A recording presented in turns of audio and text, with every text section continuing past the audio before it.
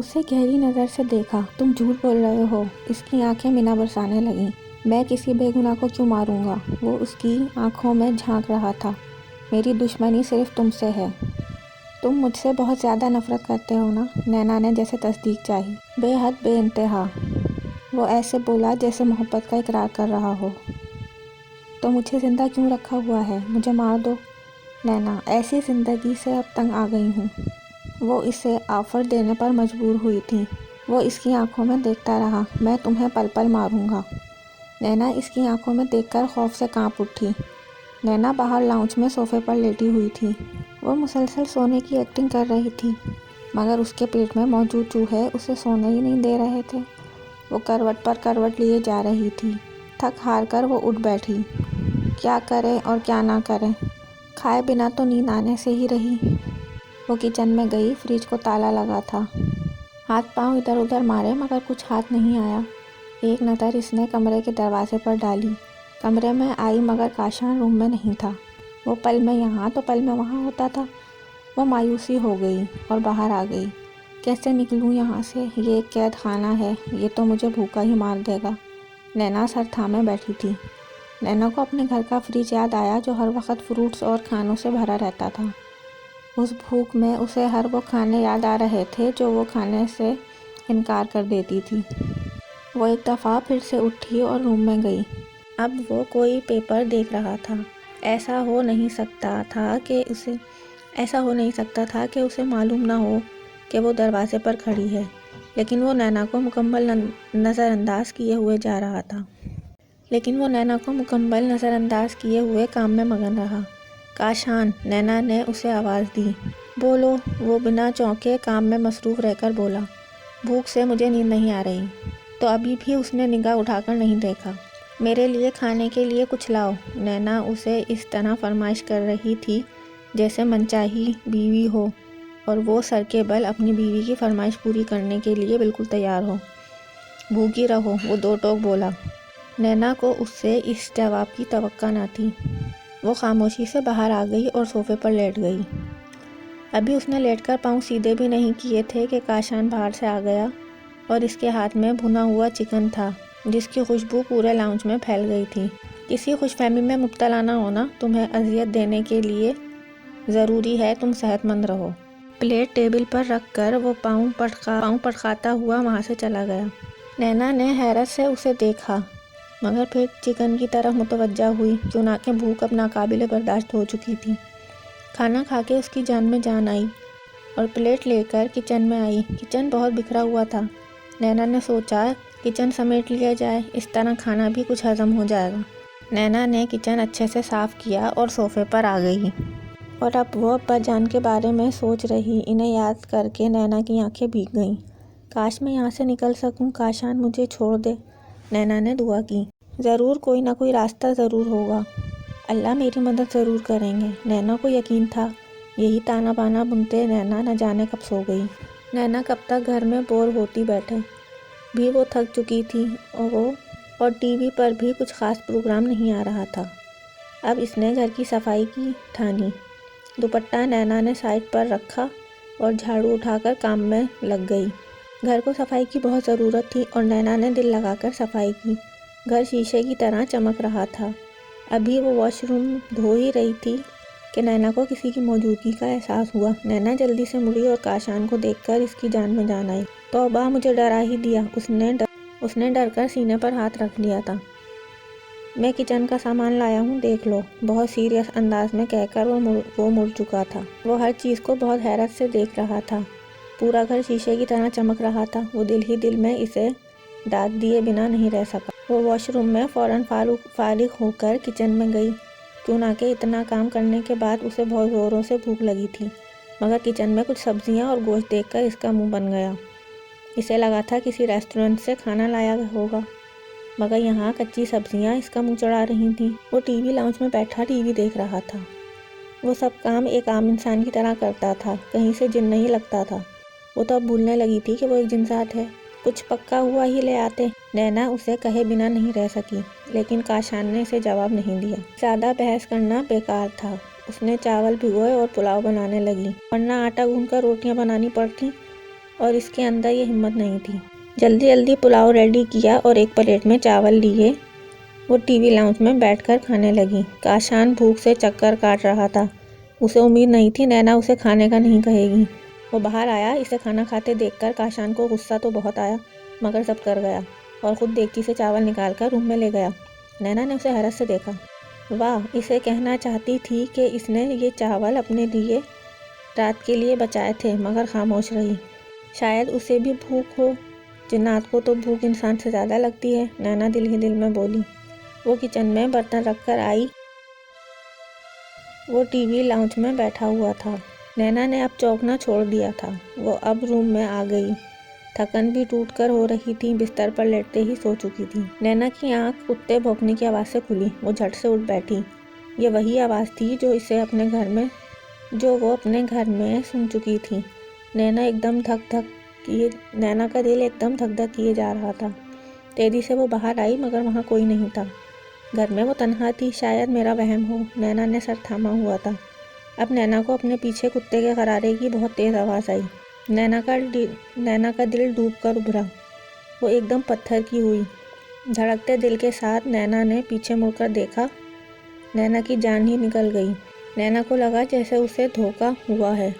وہ کتا نہیں بلکہ شیر ہے۔ اتنی بڑی جسامت جیسے ببر شیر ہو مگر منہ کتے والا۔ نینا نے روم کی جانب دوڑ لگائی مگر دروازے پر ایک کتا کھڑا نینا پر حملہ کرنے کے لیے بالکل تیار تھا۔ کاشان، نینا نے اسے آواز دی۔ نینا کے گرد اب چاروں طرف کتے ہی کتے تھے۔ یا اللہ میری مدد کر، نینا نے دعا کی۔ اب صوفے کے پیچھے والا کتا نینا پر حملہ کرنے کے لیے تیار تھا۔ اس نے جیسے نینا پر حملہ کیا ویسے ہی نینا کے گرد اچانک دھواں چھانے لگا۔ وہ دھواں نینا کے گرد چکر کھا رہا تھا۔ نینا کو دھوئیں کی وجہ سے کچھ نظر نہیں آ رہا تھا لیکن یہ دھواں نینا کو خدا کی مدد لگی۔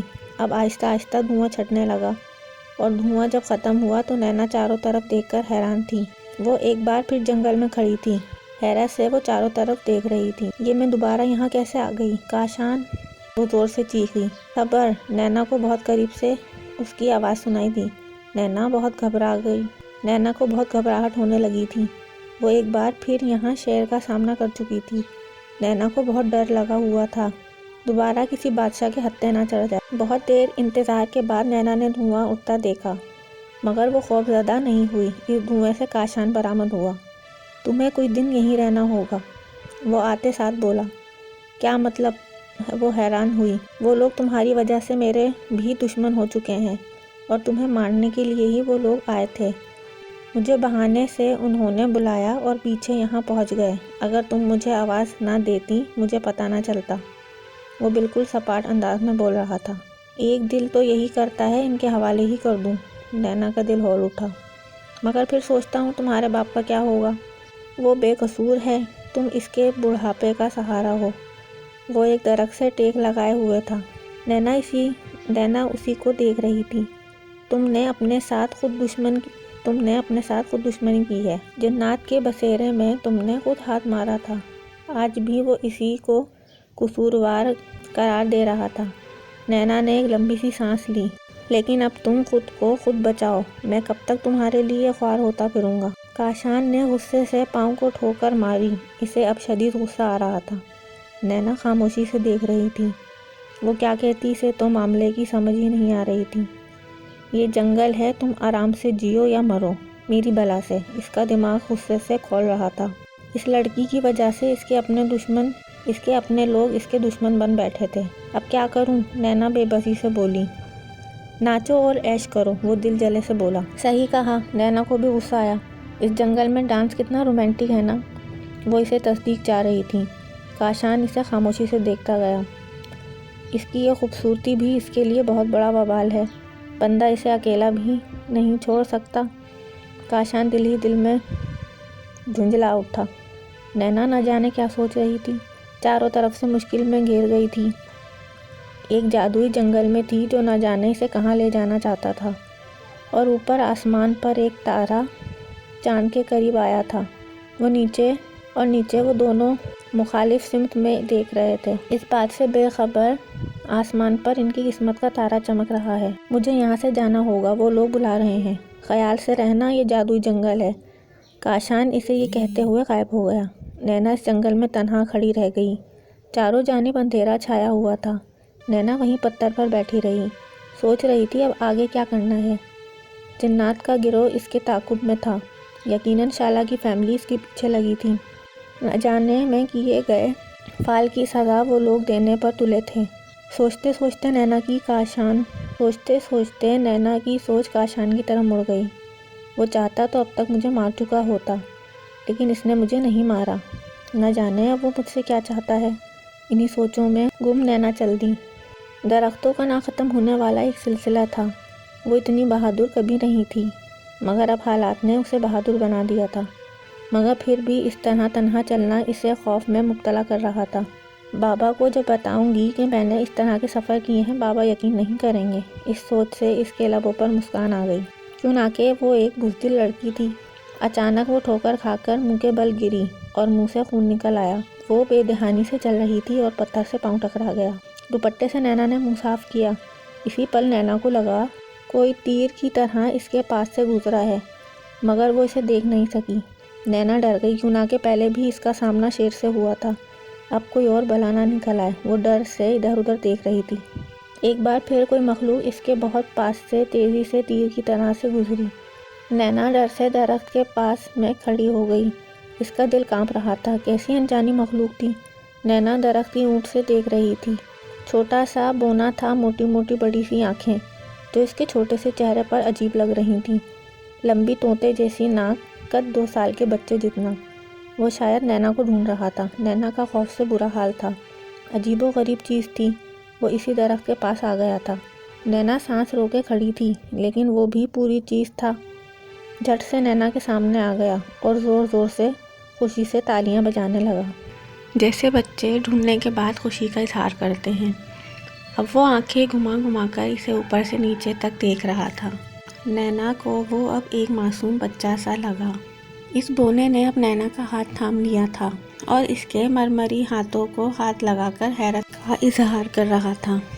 نینا کو اس بونے کے ہاتھ بہت سخت اور کھردرے لگے۔ نینا حیرت سے آنکھیں پھاڑے اندھیرے میں دیکھنے کی صحیح کر رہی تھی۔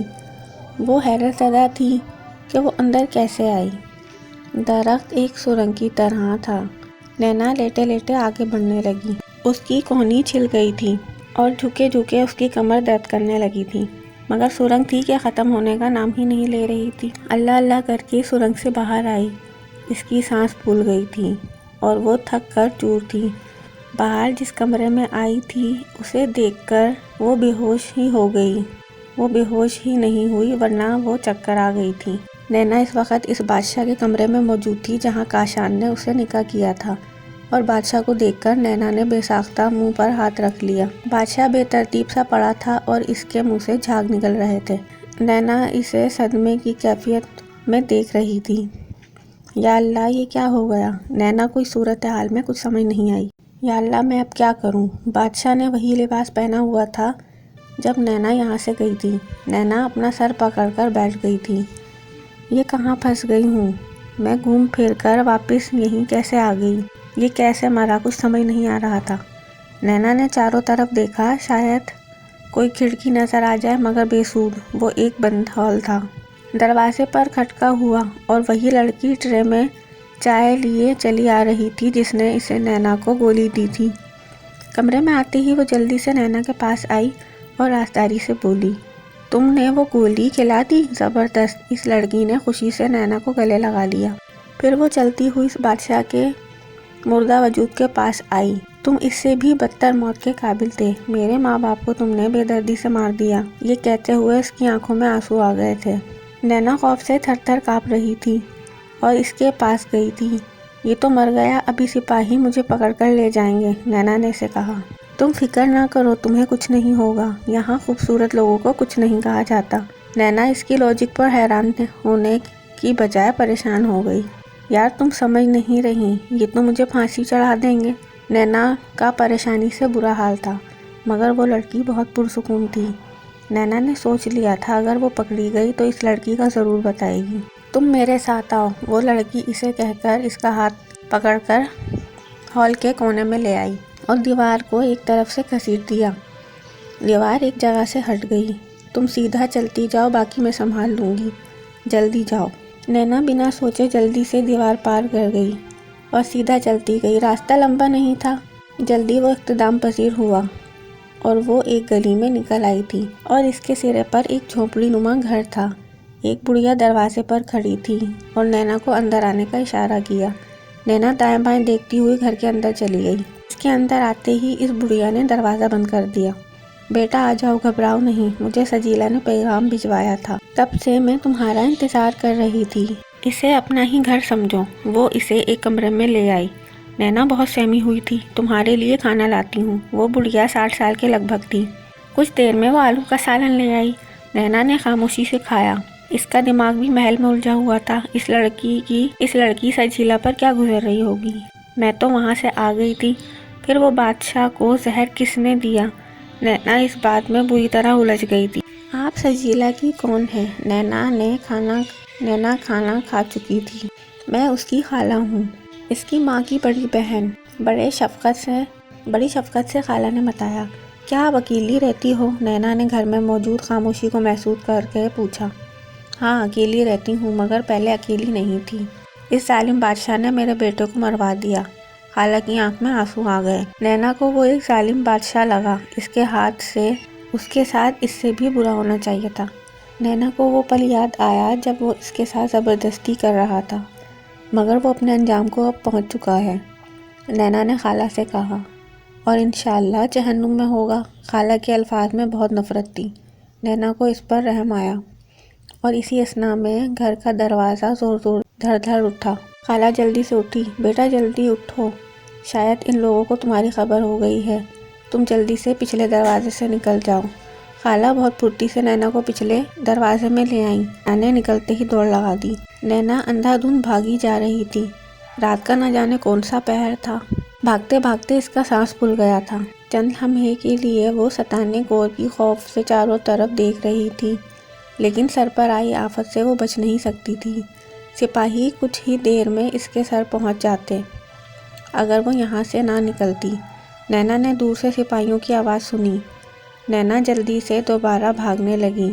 اس کی ٹانگوں نے جواب دے دیا تھا اور سپاہی بھی اس کے سر پر پہنچ چکے تھے۔ نینا نے اس پل موت کو اپنے سر پر محسوس کیا۔ سپاہیوں نے نینا کو چاروں جانب سے گھیر لیا تھا۔ نینا آنے والی مصیبت کو دیکھ کر کھڑی ہو گئی تھی۔ تلواریں لیے وہ نینا کو پکڑنے کے لیے اس کی طرف بڑھ رہے تھے۔ نینا کا حلق خشک ہو گیا تھا۔ اس نے اپنے سوکھے ہونٹوں پر زبان پھیری۔ ایک سپاہی نے نینا کا ہاتھ پکڑا اور زبردستی اپنے گھوڑے پر سوار کیا۔ نینا زیادہ مذمت نہیں کر سکتی تھی، وہ تعداد میں زیادہ تھے۔ نینا نے خاموشی میں بہتری جانی۔ نہ جانے کیسی کال کوٹری تھی جس میں نینا کو قید کیا گیا تھا۔ عجیب سی حبس زدہ کمرہ تھا جس میں بہت گندی بدبو پھوٹ رہی تھی۔ نینا کے پاؤں اور ہاتھ میں زنجیر باندھی گئی تھی۔ فن کوٹری کا دروازہ کھلا اور ایک عورت اندر آئی اور بے دردی سے نینا کو بالوں سے اٹھایا۔ درد سے نینا کی آنکھوں میں آنسو آ گئے۔ وہ تقریباً گھسیٹتی ہوئی اسے لے جا رہی تھی۔ دروازہ پار کرنے کے بعد سلاخیں تھیں اور پار کر کے وہ ایک لمبی سی روش پر آگ لگائے اور نینا کو چاروں جانب سے سپاہی گھیرے ہوئے تھے اور اسے ایک بڑے سے دربار میں لایا گیا جہاں شاہی انداز میں کرسیاں لگی ہوئی تھیں، مگر ان ہر چند پر وزیر ہی برجمان تھے۔ سامنے ایک بادشاہی تخت تھا مگر وہ خالی تھا۔ نینا کو اس تخت کے سامنے کھڑا کر دیا گیا۔ نینا کی خوف سے کپکپی بندھی ہوئی تھی اور پھر ایک شخص اس تخت پر آ کر بیٹھا۔ نینا نے بے یقینی سے اس انسان کو دیکھ رہی تھی جسے وہ چند گھنٹے پہلے مردہ حالت میں دیکھ چکی تھی۔ وہ اب زندہ اس کے سامنے تھا۔ ایک وزیر اس کے کان میں کچھ کہہ رہا تھا اور وہ سر ہلا رہا تھا۔ کافی دیر دونوں کی گفتگو ہوتی رہی، پھر اس بادشاہ نے ہاتھ اٹھا کر جیسے بات ختم کی۔ ہمیں اپنے بھائی کی موت کا دلی صدمہ ہے۔ انہیں بہت چالاکی سے قتل کیا گیا ہے، یہ ہم نہیں بھولنے والے، اور اس کے قاتلوں کو انجام بھی ویسا ہی ملے گا۔ اس کے چہرے پر کوئی غم کے آثار نہیں تھے۔ یہ لڑکی ایک مقصد کے تحت آئی۔ اس نے نینا کی طرف اشارہ کیا۔ ہمارے بھائی کی جان لے لی گئی۔ وہ یکدم آبدیدہ ہوا۔ نینا کو اس کے آنسو مگرمچھ کے آنسو لگے۔ नैना समझ गई थी वो इसका जुड़वा भाई था। इसे मारा किसने था ये मालूम करना था, और ना वो बेकसूर मारी जाती, वरना वो बेकसूर मारी जाती। वो जो भी था, नैना को बहुत बड़ा चालबाज लगा। इसकी आंखें एक शातिर खिलाड़ी की आंखें थीं। नैना के जिस्म से आर पार हो रही थीं। नैना के जिस्म से आर पार होती हुई आंखें, नैना को यकीन हो गया, हो न हो इसकी मौत में इसी भाई का हाथ ज़रूर है। इसका सर फ़ौरन बात कलम किया जाए। एक वज़ीर ने बहुत जोश में मशवरा दिया। नैना की ये सुनकर जान निकल गई। नैना ने बहुत बेबसी से जंजीर को देखा। यहाँ कोई अपना नहीं था, वो तन्हा खड़ी थी। नहीं, इसे चौक पर ले जाकर फांसी दी जाए। अब दूसरा वज़ीर बोला। नहीं, इसे भेड़िए के आगे डाल दिया जाए। तीसरे वज़ीर ने भी वफादारी का सबूत दिया। इसे इबरतनाक सज़ा दी जाएगी। अब वो तख्त पर बैठा हुआ बोला। नैना का दिल धड़कना भूल चुका था। जहाँपनाह नैना तेजी से बोली। इसे लगा अब खामोश रहना खतरनाक। मैं बेगुनाह हूँ, नैना ने बादशाह की आंखों में देखते हुए कहा। मुझ बेगुनाह को एक साजिश के तहत फंसाया जा रहा है, वरना मैं इस महल से बहुत मुखलिस हूँ। वो बादशाह अब नैना को बहुत दिलचस्पी से देख रहा था। तुम्हारे पास क्या सबूत है कि तुम बेगुनाह हो? सजीला सच्चाई जानती है, नैना ने कहा, वरना मैं तो एक मासूम सी खादमा हूँ। सजीला से अब कैसे पूछें? बादशाह ने जैसे हंस उठाया। सजीला को लाया जाए। बादशाह ने बहुत बुलंद और करख्त आवाज़ में अपने वज़ीर को हुक्म दिया, और चंद लम्हों बाद सजीला को देखकर नैना सकते में आ गई। सजीला का मुर्दा वजूद इसके सामने पड़ा था। सजीला का चेहरा नीला पड़ा हुआ था। यकीनन इसका गला घोंटकर मारा गया था। नैना की आंखें आंसुओं से भर गईं। बहुत नफरत से उसने बादशाह को देखा और एक तायराना अंदाज दरबार पर डाली। अब बताओ, क्या कहना चाहोगी? बादशाह ने तख्त पर बैठे हुए से सवाल किया। नैना का दिल किया अभी इसी वक्त इस जालिम को अपने हाथों से मौत के घाट उतार दे, किसी अंजाम की परवाह ना करे। बादशाह ने गुरूर से गर्दन को अकड़ा लिया था। नैना का दिमाग जोश खा उठा। इसने कहा, इस जुल्म पर वो खामोश नहीं रहेगी। वो एकदम भपड़ गई और बादशाह की तरफ दौड़ना चाहा, मगर पाँव में मौजूद बेड़ियों की वजह से मुँह के बल जा गिरी। सिपाहियों ने फ़ौरन नैना को दबोच लिया। छोड़ो मुझे, तुम लोग जालिमों में से हो। इक़्तिदार की खातिर बेगुनाहों को बेदर्दी से मार रहे हो। तुम इंसान कहलाने के काबिल नहीं। नैना के दिल में जो आया वो बोलती गई। तुम इसका जवाब ज़रूर दोगे। नैना ने बादशाह की तरफ उंगली उठाकर कहा। इसकी आंखें पानी से भरी हुई थीं। छोड़ दो उसे, बादशाह ने सिपाहियों को हुक्म दिया। बादशाह आहिस्ता आहिस्ता नैना के करीब आने लगा। सिपाहियों ने फ़ौरन नैना को छोड़ दिया। बादशाह नैना के पास आ चुका था। क्या जुल्म किया है हमने? की आंखों में एक जलाल था। हमारे प्यारे भाई के ये कातिल हैं। बादशाह ने सजीला की तरफ इशारा किया। ये इसी अंजाम की मुस्तहिक थी। अभी तुम्हारा जुर्म साबित नहीं हुआ, तुम्हारा अंजाम भी यही होगा। वो नैना पर नज़र गाड़ कर बोला। और तुम्हारा अंजाम? नैना भूल चुकी थी वो एक बादशाह के रूबरू है, जो कद में नैना से इतना ऊंचा था। नैना सर उठाकर उसे देख रही थी। अपने भाई को तुमने तख्त की खातिर मारा है, ये बात मैं जान गई हूँ। नैना ने काट का असल पत्ता फेंक दिया था। बादशाह की आंखें गुस्से की शिद्दत से सुर्ख हो गई थीं। गुस्ताख, तुम हम पर इल्ज़ाम लगा रही हो। नहीं बादशाह हुजूर, मैं सच्चाई बयान कर रही हूँ, नैना ने हंसकर तंज़िया लहजे में कहा। इस तख्त की लालच में आप अपने सगे भाई का खून कर चुके हो। आपको अपने भाई पर ज़रा रहम नहीं आया। आपका खून इतना सफ़ेद हो गया। नैना अब इससे ज़रा नहीं डर रही थी। तुम नहीं जानती तुम किसके सामने खड़ी हो। मैं जानती हूँ, मैं एक कातिल के सामने खड़ी हूँ। गुस्ताख, तुम हद से बढ़ रही हो। तुम जालिम हो, तुम्हारा अंजाम उससे भी भयानक होगा। नैना खामोश नहीं हुई। सिपाहियों, इसे ले जाओ, सूली पर लटका दो, बादशाह ने जलाल में कहा। नैना नहीं डरी। वो इस जालिम बादशाह को ख़त्म कर देना चाहती थी। सिपाही, इसे पकड़ो। सिपाही इसे पकड़कर दोबारा इसी कोठरी में ले आए। नैना आकर फूट फूट कर रो दी। इसका दिल सजीला की मौत पर बहुत गमज़दा था। काशान कहाँ हो, आ जाओ यहाँ, बहुत जुल्म हो रहा है। नैना ने बेसाख्ता इसे पुकारा।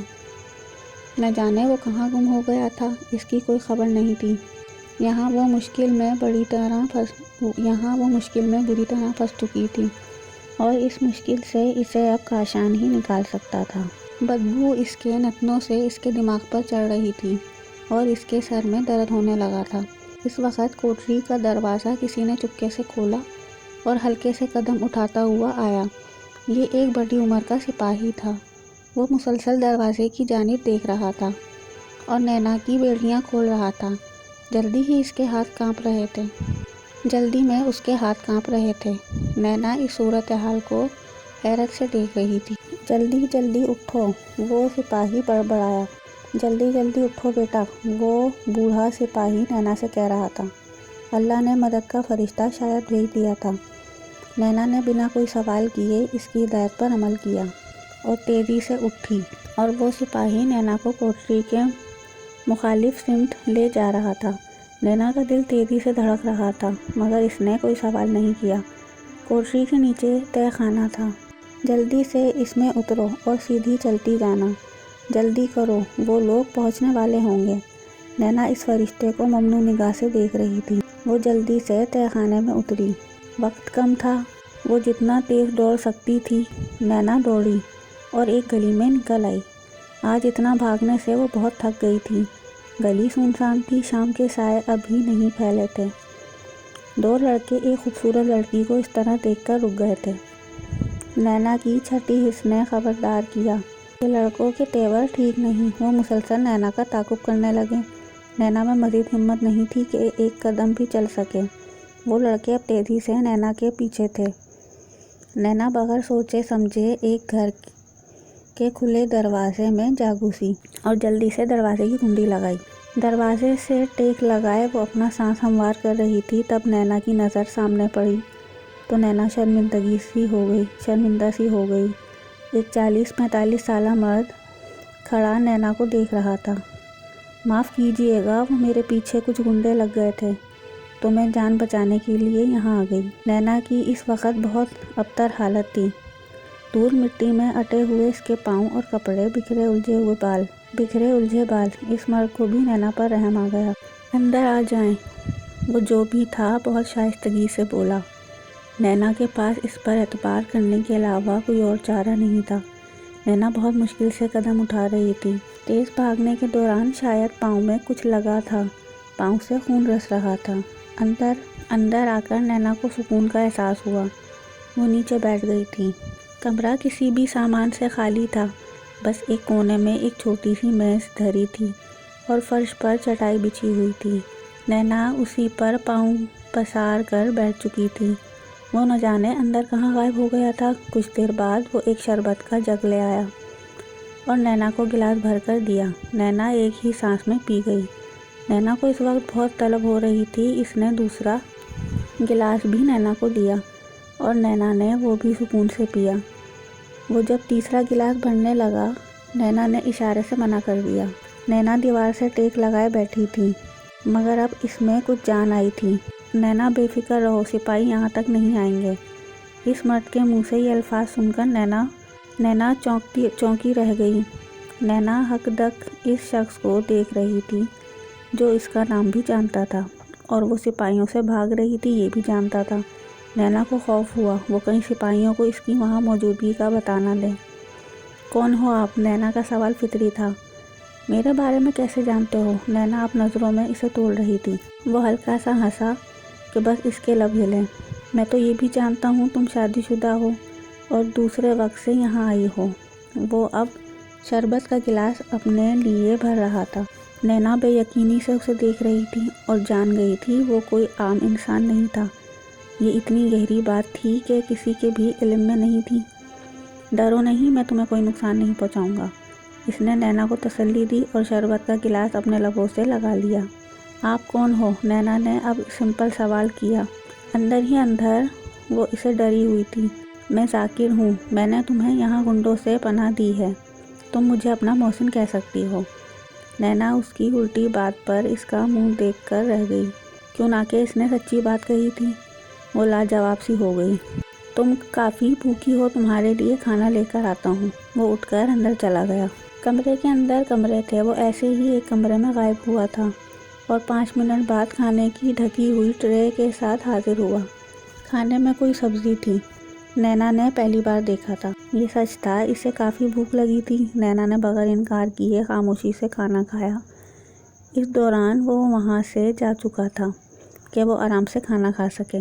جب وہ کھانا کھا چکی تو آیا۔ اگر تم یہاں رہنا چاہو تو رہ سکتی ہو، جانا چاہو تو جا سکتی ہو۔ تم میرے لیے دوسرے وقت سے آئی ہو، ایک مہمان ہو۔ نینا اس کی بات پر سوچ میں پڑ گئی ہے۔